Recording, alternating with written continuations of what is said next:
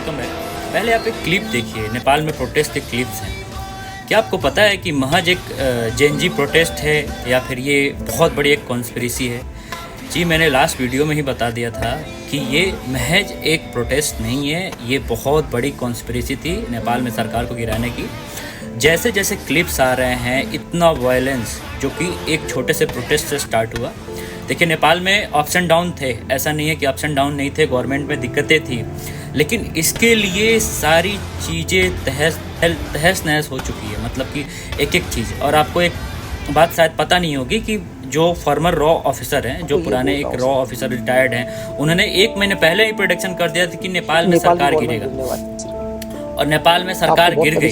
Net 1 महीने में 2 दिन बचे थे तभी सरकार गिर गई।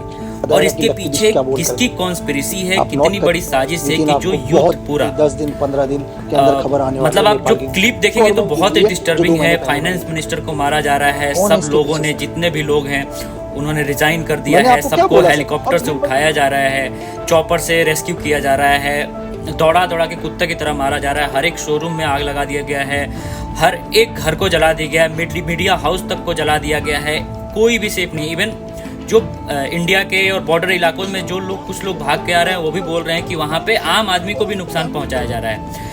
कुछ खबरें ऐसी हैं कि जो जहाँ पे मंदिरों पर भी हमला हुआ है, जहाँ पे मतलब कि बहुत सारी चीज़ें ऐसी है कि ये कैसी कॉन्स्पिरेसी है। क्या एक महज ये प्रोटेस्ट था, और ये क्या महज प्रोटेस्ट था, फिर किसी और ने इस पर कैप्चर कर लिया, किसी और बहाने ये कहीं और मोल्ड हो गया? क्या ये किसी गवर्नमेंट की साजिश है? क्या बॉर्डर के गवर्नमेंट्स की साजिश है, या फिर फॉरेन के किसी गवर्नमेंट की साजिश है? क्योंकि इसमें 26 जो ऐप्स बैन हुए थे, इसमें सारे फॉरेन के ऐप्स थे। कुछ खबरें ऐसी भी आ रही हैं कि जो नेपाल है वो अड्डा बन चुका है, वो भी एजेंट्स का, टेररिस्ट का, हर एक टाइप के लोग रहते हैं। सारी दुनिया के सबसे ज़्यादा एजेंट्स वहाँ पे हैं।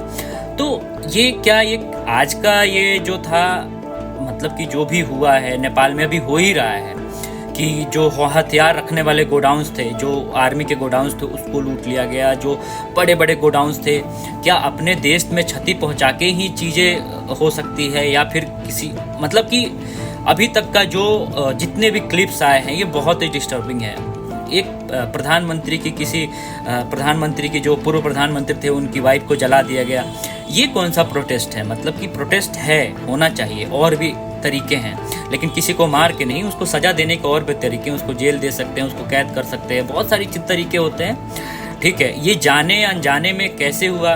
क्योंकि एक बात पता है कि अगर यूथ अगर गुस्सा करेगी, अगर यूथ में, मतलब यूथ को भड़काया गया है, और क्या सिर्फ यूथ है उसमें, जो भी चीज़ें हो रही हैं उसमें यूथ है, जेएनजी है? नहीं, जेएनजी नहीं है, बहुत सीनियर्स भी दिख रहे हैं, और जो मेन फेस तो बाहर ही नहीं आ रहा है, जो ये सारा चीज़ कर रहा है।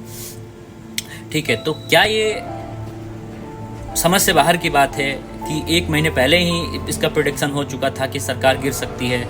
जो मेन नेता हैं वो भाग चुके हैं, और जो पकड़े गए हैं वो मारे जा चुके हैं, या फिर बहुत बुरे तरीके से उनका जुलूस निकाला जा रहा है।